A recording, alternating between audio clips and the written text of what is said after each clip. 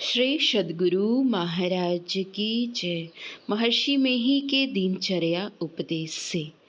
एक दिन आपसे मैंने पूछा, हुजूर, उष्ण जल से पांव धोने से, गुलचीन का काढ़ा पीने से और मौलसीरी के काढ़े से कुल्ला करने से क्या लाभ होता है? इस पर आपने कहा, गर्म पानी से पांव धोने से थकावट दूर होती है, गुलचीन का काढ़ा पीने से खून साफ होता है और मौलसरी के काढ़े से कुल्ला करने से दांत मजबूत होते हैं।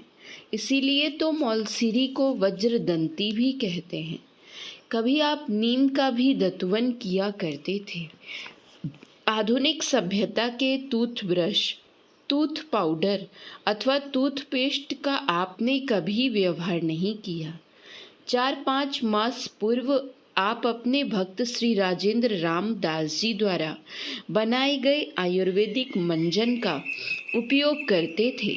इन दिनों आप बाराहाट के हकीम मोहम्मद सिद्दीक का बताया हुआ दंत मंजन इस्तेमाल में लाते हैं, जो आश्रम में ही तैयार कर लिया जाता है। प्रतिदिन सोकर उठते ही सवेरे सवेरे किन्हीं संत के दर्शन हो, उनके चरण स्पर्शित करने को मिले तो यह कम सौभाग्य की बात नहीं है। संत कबीर साहब ने कहा है कि एक ही दिन में कई बार साधु संत के दर्शन करें।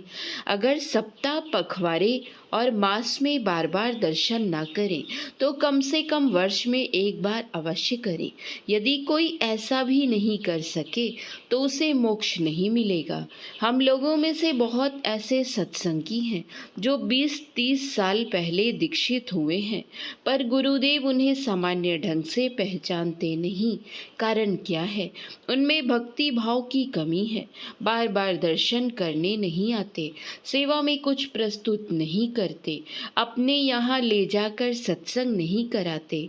हाय, यह हमारा दुर्भाग्य है कि गुरुदेव को बार बार देखने की, उनके निकट बैठने की, कुछ सेवा करने की व्याकुलता हमारे प्रेम शून्य उषर हृदय में नहीं उपजती।